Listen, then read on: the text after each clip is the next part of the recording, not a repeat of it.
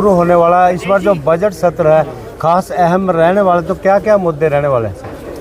नहीं, मुद्दे तो इसमें कुछ नहीं होते। मुद्दे तो ये है कि भाई मुख्यमंत्री जी जो बजट प्रस्तुत करेंगे आगे विकास के लिए के हिसाब से कि आगे क्या क्या डेवलपमेंट होनी, क्या क्या काम होने, उस सारे को देख के मुख्यमंत्री जी बजट प्रस्तुत करते हैं। और हमारे मुख्यमंत्री जी ऐसे पहले वित्त मंत्री हैं जो लोगों से सलाह करते हैं।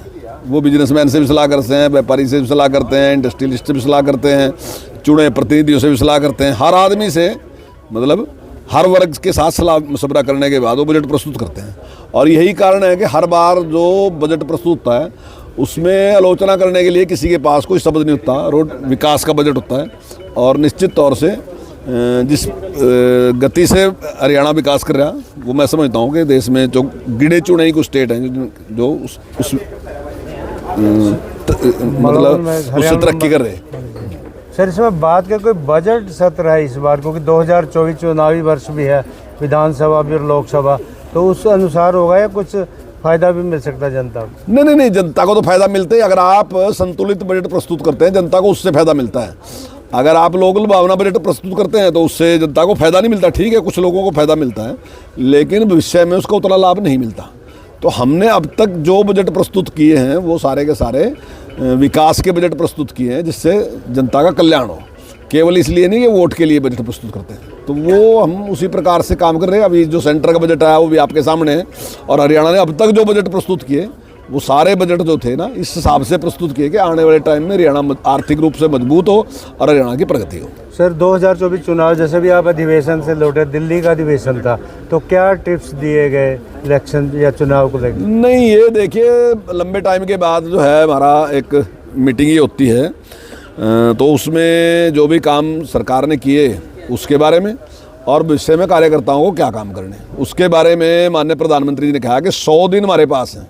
इन 100 दिन में भारत को 2047 में विकसित राष्ट्र बनाने के लिए, भारत को शक्तिशाली बनाने के लिए, भारत से भ्रष्टाचार खत्म करने के लिए, बेरोजगारी खत्म करने के लिए, गरीब आदमी को संपन्न बनाने के लिए और जो किसान है उसकी आमदन बढ़ाने के लिए, उसकी सुविधाओं के लिए हमने मिलकर काम करना ताकि भारतीय जनता पार्टी की सरकार बने और जिस गति से देश का विकास हो रहा है उसी गति से विकास चलता रहे। सर, अभी जो MOU साइन हुआ है, मुख्यमंत्री हरियाणा, मुख्यमंत्री राजस्थान, तो ये मतलब क्या इसमें है सर? देखिए, जब ये यहाँ पे बैराज बना था, मेरे अब भी याद है कि उस टाइम सारे स्टेटों के मुख्यमंत्री आए थे। राजस्थान का मुख्यमंत्री भी उसमें था, हमारे मुख्यमंत्री भी थे, यूपी के मुख्यमंत्री भी थे, हिमाचल के मुख्यमंत्री भी थे। मैं समझता हूँ उस टाइम ही इस प्रकार का एक समझौता हुआ था।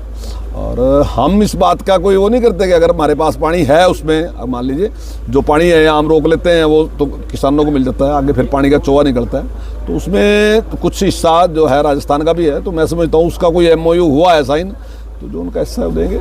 सर, लास्ट प्रश्न, जिस तरह से किसान आंदोलन चल रहा है शंभू बॉर्डर पे, दिल्ली पूरा जाम है, लोगों में बड़ी दिक्कतें हैं, तो उनके लिए क्या हल करेंगे सर? देखिए, किसान के लिए जितना अच्छा काम हमारी सरकार कर रही है आज तक किसी ने नहीं किया।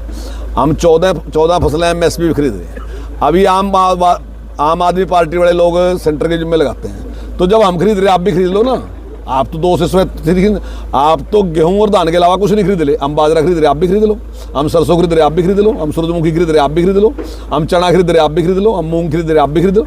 तो आप खरीदो तो सही, करना कुछ नहीं है, केवल और केवल अव्यवस्था पैदा करनी। तो किसान की अगर समस्या है उस समस्या को तो वहाँ स्टेट गवर्नमेंट ने हल करना चाहिए।